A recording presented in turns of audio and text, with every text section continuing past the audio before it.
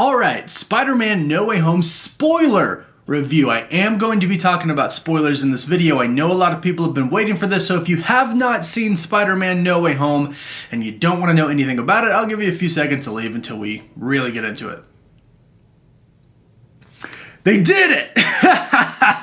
They did it! They made a Spider-Verse film with the 3 Spider-Mans. It's insane. I cannot believe that they actually did this. Yes, we've been talking about it for a while. Yes, I was talking about the 3 Spider-Man showing up for over a year now, but to see it on film was spectacular. And it's not just the fact that we saw it on film that makes me love it so much. It's not just the fact that we saw them there, it's how they did it.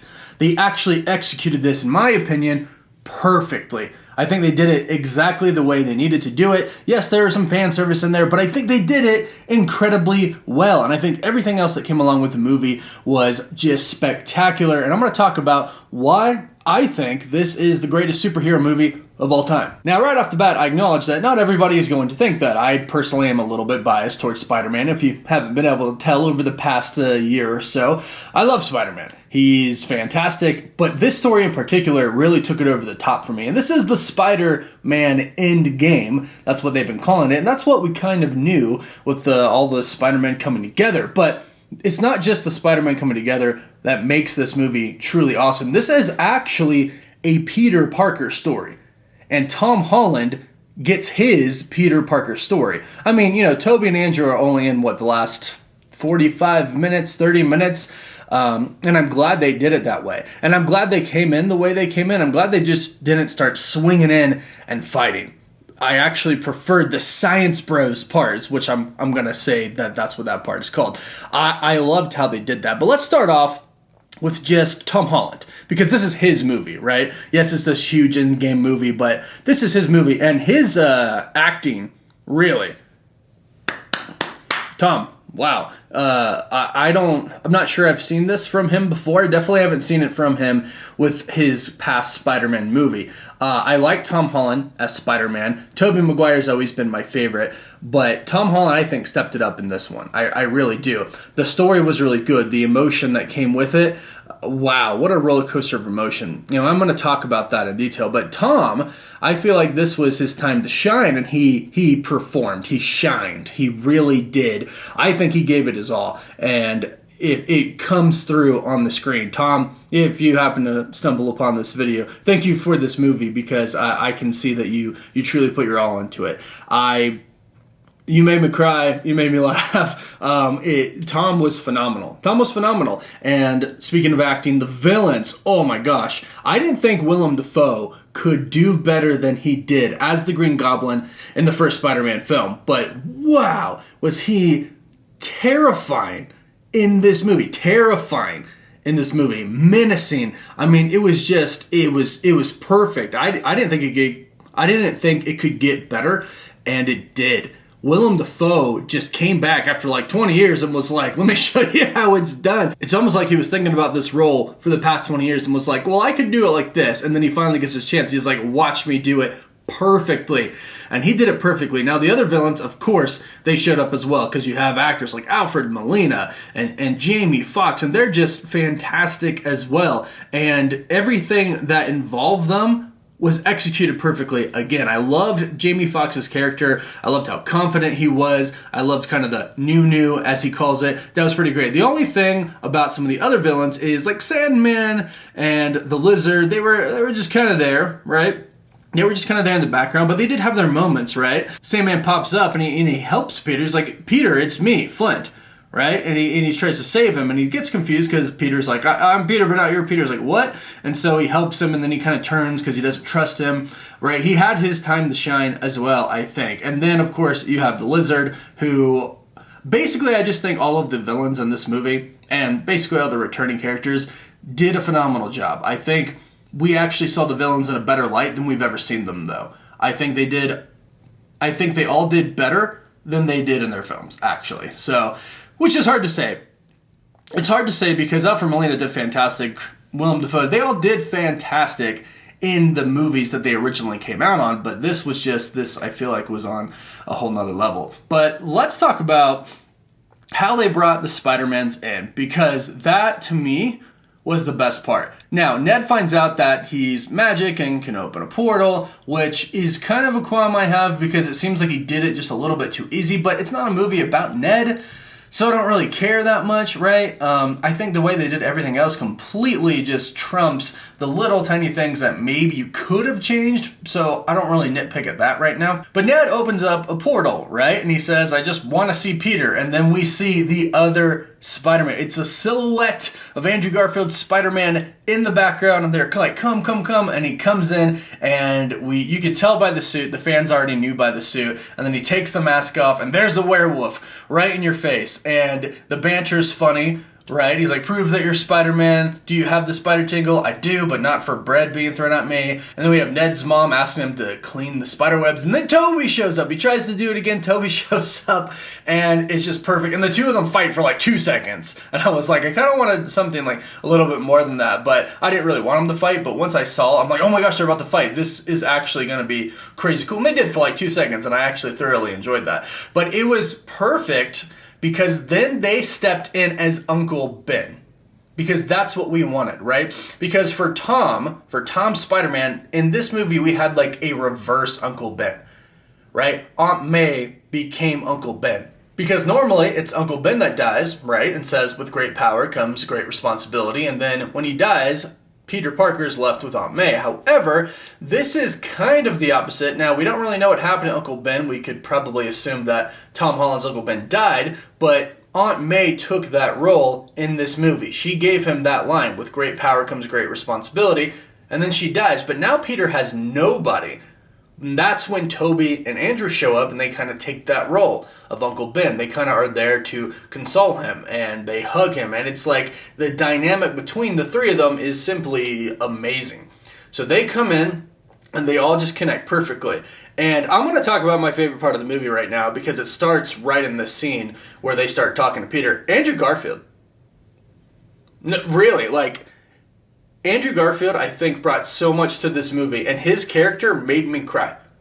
His character made me cry. For those people who wanted redemption for Andrew Garfield's Spider-Man, I feel like they really got it. I feel like Andrew himself got whatever he was looking for from this movie, because obviously it was really, really hard for him, right? Not a lot of people liked his movies. That's not really on him.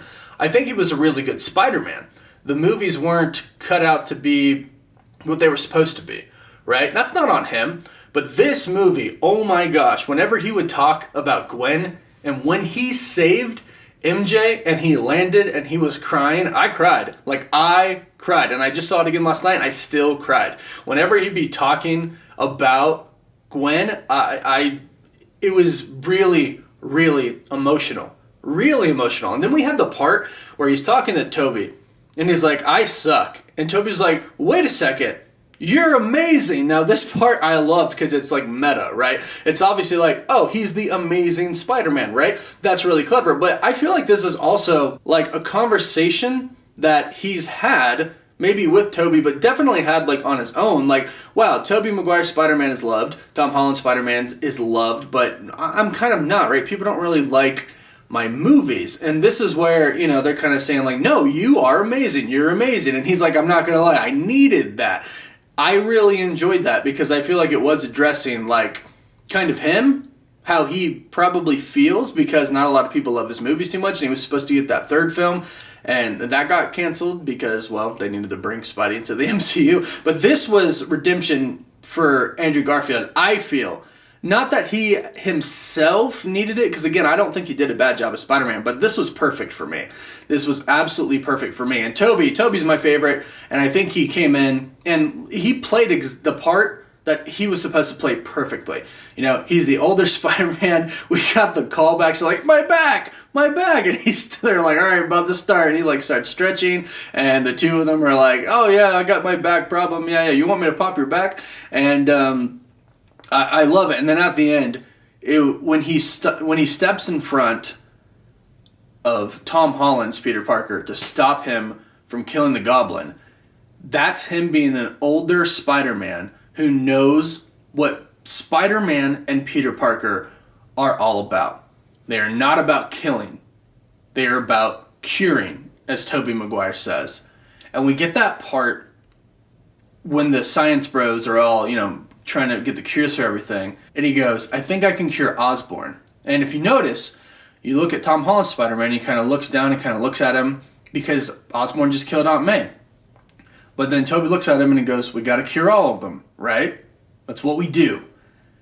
And that's the role that Tobey Maguire's Peter Parker plays. The older, more mature, more experienced Peter Parker. The one that has a wife now, right? That has MJ, we can assume, because he's a lot older. He says they made it work, which was really, really cool as well to hear them all talk about, girls, what happened with theirs, poor Andrew. But he steps in and then he gets stabbed. And that moment, oh my gosh, at that moment, I was about to be really, really mad because in my mind, going into the movie, I was like, there's 0 reasons for you to kill Tobey Maguire's Spider-Man. There's 0 reasons for you to pull a guy out of his own universe who's very, very happy, who we all love, bring him into ours and kill him for no reason. But he got stabbed, but he lived. So that was phenomenal, right? Another aspect of the movie that I liked was the Doctor Strange aspect. Because it kind of you made it, because it kind of connected it, right, to the MCU, but it didn't deter too much. We had some really, really cool fight scenes. We saw how smart Peter Parker was during those scenes, and what that did was set up Peter Parker to kind of be on his own with his 2 best friends, MJ and Ned. And I feel like this movie really did give Tom Holland's Peter Parker time to shine, like I mentioned before. But the best part about this movie, I think, is that it showed us, and it really did capture who Peter Parker is, who Spider-Man is on the inside. And with the help of Aunt May, he realizes that he's supposed to help people. That's what Spider-Man does, the friendly neighborhood Spider-Man. And this is really demonstrated throughout the film, even as he goes through, I'll call his torture of having lost Aunt May and wanting his revenge on Green Goblin. At the end of the movie, you have the 2 people that he loves the most. He lost Aunt May. They're all he has. He makes the promise that he's going to show up again and tell them, I love you, hey, this is what happened, and then click, maybe everything's going to come back. And he goes and he meets MJ, and he sees that they both got into MIT. He sees that their lives are better. And he questions telling them.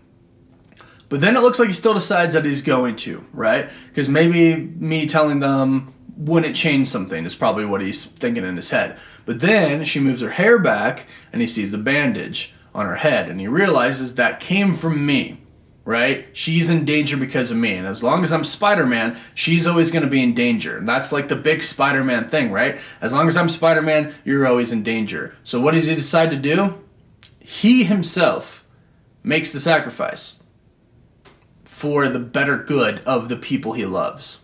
And that, to me, is what Spider-Man is all about. And again, that's a Tom Holland Spider-Man right there, right? Yeah, the other 2 came in and it was phenomenal. And I loved every second of it. But this is what Spider-Man is about. Even, when he goes to Doctor Strange, it says, do it. Make everyone forget me, because it'll save the universe. It's for the greater good. Spider-Man puts other people in front of him. That's who Spider-Man is. And that was captured in this movie, I feel, with Tom Holland's Spider-Man. Same thing with the other Spider-Man. Same thing with Tobey stepping up and keeping him from killing Green Goblin. That was twofold, right? That was to keep Tom's Spider-Man from going down a dark path, which clearly the other 2 have. And it was to save Osborn, who was sick, right? He knew he was sick. It's not him. It was the Goblin. Now, of course, I have to mention the hand-to-hand combat because speaking of Tom and the Goblin, wow, what a final scene that was. When they were fighting and we got to see Tom just in full rage mode, using his webs to fight, using his physical power to fight, and the way he slinged him on the floor, amazing. Then, not to mention, when they're fighting in the apartment building, Goblin's throwing him through walls, slamming him through multiple levels of the building, going down, absolutely beating the crap out of him. And if Aunt May wasn't there, Goblin would have killed him. But fortunately and unfortunately, May was there, and that ended up killing her. And we had the Uncle Ben moment, which was necessary for Spider-Man, right?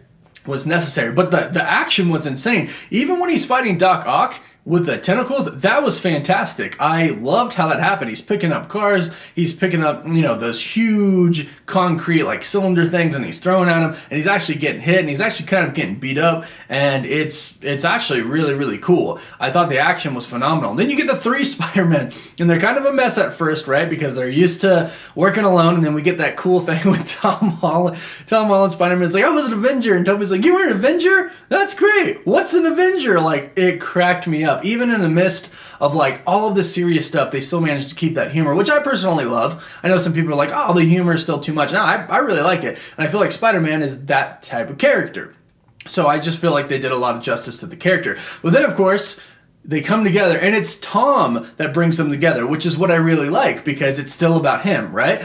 Tom, who is the youngest Spider-Man, and I would argue, hasn't matured the most as the others, just because he's younger, says, we're going to work as a team, we're going to trust each other, we're going to trust our tingle, let's go do this. And then the next sequence is just the best thing I've ever seen in my life. 3 Spider-Men swinging together, landing down together, which, by the way, we all knew that was cut out of the trailers, right? I mean, that was pretty obvious. And then, then we do have the Spider-Man kicking the lizard in the face, obviously, right? I mean, that was pretty great, but that next sequence of the Spider-Man working together, of one of the, I think it was Tom Spider-Man, that swings up, shoots the other 2 Spider-Men, webs them up, and they all swing together. I mean, they just, and they did everything I wanted them to do with the Spider-Mans. Like, they did the pointing meme, right? And they did it in a way that was different, right? They're like, hey, Peter. It's like, yeah? Oh, you? Talking to you? Talking to me? That was perfect. I love that take on it. They talked about the organic web shooters versus the,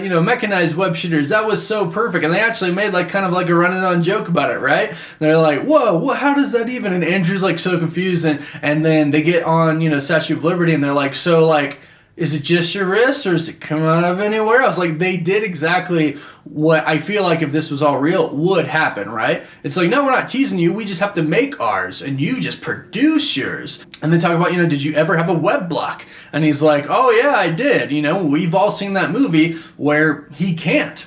And he's like, why? And it's like, existential crisis. And it's just like, they did everything perfectly, I feel. Like, they really did do everything perfectly for this movie. They brought in the 3 Spider-Mans, and they did fan service to us, but it all made sense. And that is truly why I love this movie, because they gave us something we've always wanted, and it made sense. They executed it perfectly. And then you take the cast, this grade A cast, and they had everyone perform to the best level that they could, which I truly believe. I think everybody gave it their all, and I think the acting was phenomenal. And then they threw in some really great action sequences, and then they took you on an emotional roller coaster, pulling at your heartstrings. May dying, Tobey getting stabbed, Peter Parker crying, Andrew Garfield crying about Gwen, and then saving MJ, and then crying about that. I think they did everything perfectly, and that's why I think it's the perfect Spider-Man movie. I think it's the perfect superhero movie, and it's not my favorite movie of all time. It is, and call me biased for liking Spider-Man so much. That's fine. I totally get it. And like I said, some people are going to say it's a great movie, not my favorite. That's fine. But this is my review, and I just told you why I think so. Because I think it really captured Tom's Spider-Man. I think it gave him his time to shine. It was an emotional journey, for sure. And the villains were fantastic. Honestly, the movie would have been fantastic if it was just Tom versus all the other villains, because that was executed perfectly. And then you had the other 3. Everything we've talked about over the years, we had. I mean, everything. Daredevil showed up in the beginning. It's insane. So, this is now my new favorite movie. And this is my review on Spider-Man No Way Home. I hope you all loved it. I hope everybody watching this has already watched the film, because you want to go into this, as you all will know, not having the least amount of spoilers as you can. It's like, yeah, I've been talking about Tobey and Andrew showing up for years, right? For over a year. But there was always that 0.0001% in the back of my head going well, it never was confirmed by Sony yet, so we'll see. 99.99999% of me knew, right? I talked to people, I know insiders, blah, blah, blah, blah. But there was that 0.00001% that was we'll see. And that actually made me love the movie more. Going in, not knowing when they were going to show up and going like, show up, and they showed up and it was fantastic. So I hope you love the movie. Now my new favorite movie. Thank you for joining me on this journey. If you didn't catch my thank you video, I did it yesterday. Thank you to all of you for supporting me over the time. And now we have some crazy stuff coming up. Obviously, we're going to be talking about Spider-Man more, but Multiverse of Madness is coming up. Kang's coming and Ant-Man. There's just so much. Thor, Love, and Thunder, Guardians 3. We're not done. This is only part of the journey, and it's only going to get better for here. But in the meantime, let me know what you thought about the movie. Rate it in the comments down below. I am curious to hear everyone's opinion on this. I love you all 3,000, and I will catch you all next time. Woof woof.